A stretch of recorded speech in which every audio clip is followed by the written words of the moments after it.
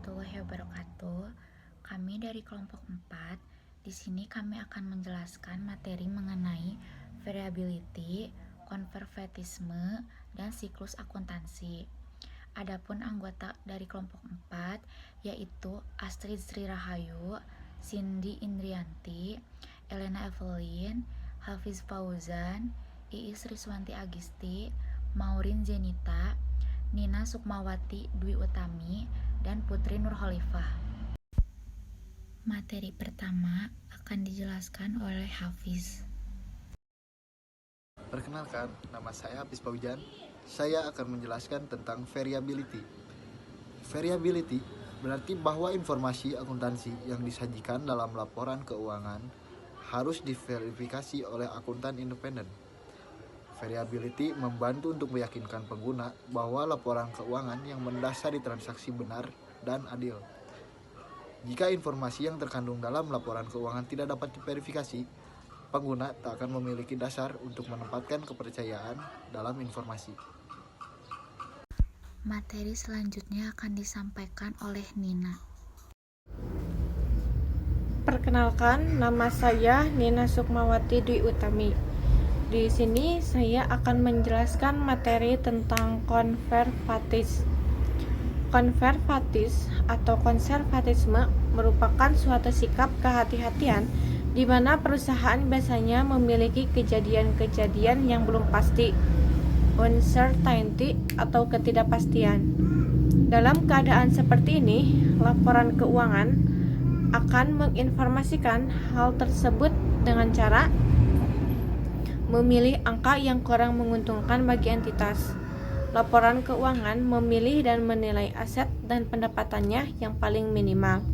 Jika ada potensi mengalami rugi meskipun belum direalisasi, hal tersebut dapat dicatat atau diinformasikan. Sementara itu, laba yang belum direalisasikan, walau sudah ada indikasi laba, belum dapat dicatat sebagai laba. Materi selanjutnya akan dilanjutkan oleh Maureen.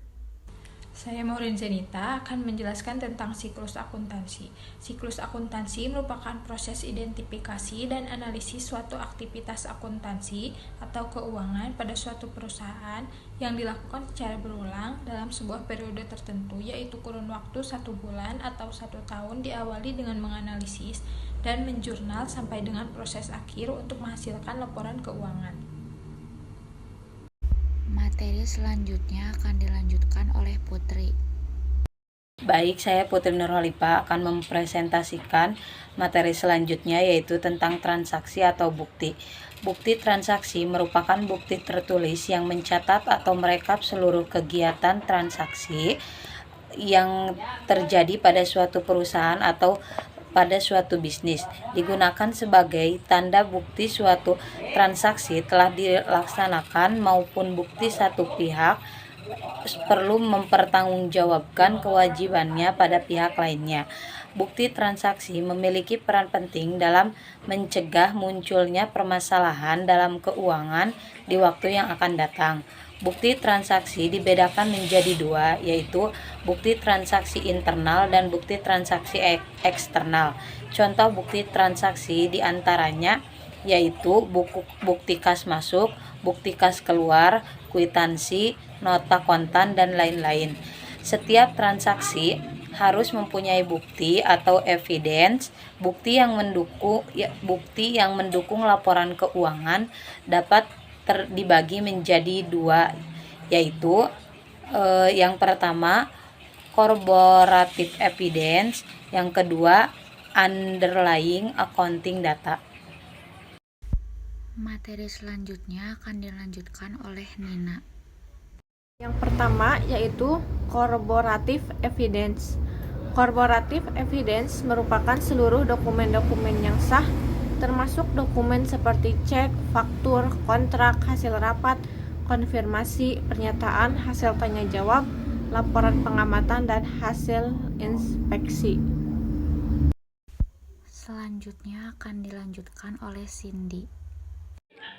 Di sini saya Cindy Indrianti akan menjelaskan mengenai underlying accounting data.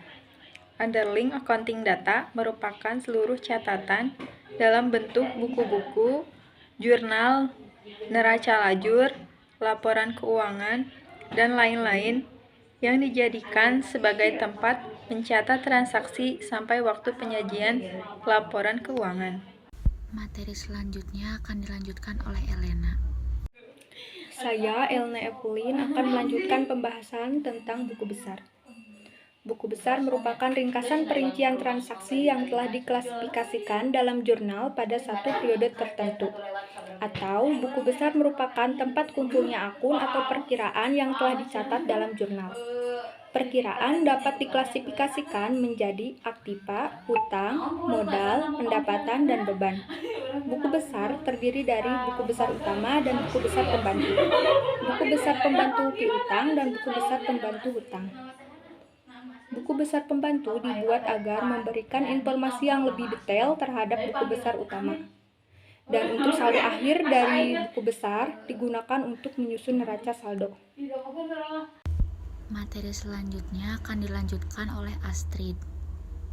Selanjutnya, saya akan menjelaskan tentang ayat jurnal penyesuaian. Ayat jurnal penyesuaian atau adjusting entries merupakan buku atau daftar yang digunakan untuk menulis rekening-rekening buku besar dengan keadaan yang sebenarnya. Tujuan ayat jurnal penyesuaian untuk memisahkan biaya yang sudah menjadi beban dan yang belum menjadi beban, memisahkan pendapatan yang sudah menjadi hak dan yang belum menjadi hak, serta kesalahan-kesalahan yang perlu disesuaikan.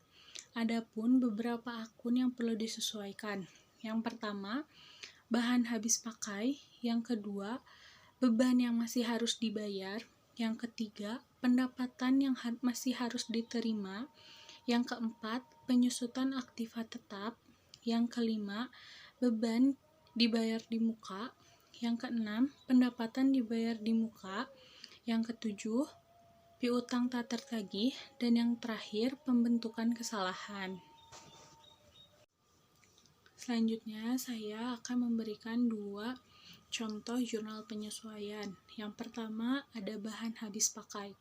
BHP di neraca saldo memperlihatkan jumlah 3.000, tetapi setelah dihitung secara fisik, persediaan BHP per tanggal 31 Desember tersisa 300, maka hal tersebut harus disesuaikan dengan BHP yang telah dipakai, yaitu 500 dikurangi 300 sama dengan 200, maka jurnal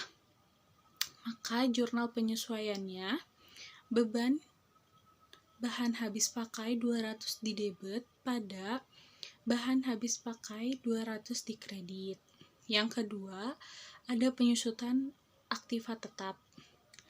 Pada neraca saldo, akun peralatan kantor memperlihatkan jumlah 2.000, yang dimana telah diputuskan untuk mengadakan penyusutan 10% per tahun, maka dapat dilakukan penyesuaian sebagai berikut. Penyusutan tiap tahun, yaitu 10% dikali 2.000 sama dengan 200. Maka jurnal penyesuaian per tanggal 31 Desembernya, beban penyusutan peralatan 200 di debit pada akumulasi penyusutan peralatan di kredit 200. Materi selanjutnya akan dijelaskan oleh teman saya, Iis. Materi selanjutnya akan disampaikan oleh saya sendiri, Iis Riswanti Agisti. Baik, saya Iis Riswanti Agisti. Saya akan menjelaskan mengenai worksheet. Worksheet atau neraca lajur adalah lembar kerja yang memuat semua catatan akuntansi dan dipakai untuk menyiapkan laporan finansial perusahaan pada akhir siklus akuntansi guna memastikan keakuratan kondisi keuangan. Neraca lajur memiliki fungsi terlepas dari posisinya yang bukan merupakan dokumen resmi akuntansi perusahaan. Fungsi ini terutama diperlukan oleh akuntan atau pegawai bagian pembukuan perusahaan dalam rangka menyusun laporan keuangan. Dalam praktik penyelenggaraan akuntansi secara manual, neraca lajur memuat 5 bagian pokok. Yang pertama, neraca saldo. Yang kedua, neraca saldo setelah penyesuaian. Yang ketiga, neraca saldo setelah penutupan. Yang keempat, laporan perhitungan laba rugi. Dan yang kelima, neraca. Demikian presentasi dari kelompok 4. Mohon maaf apabila ada kesalahan.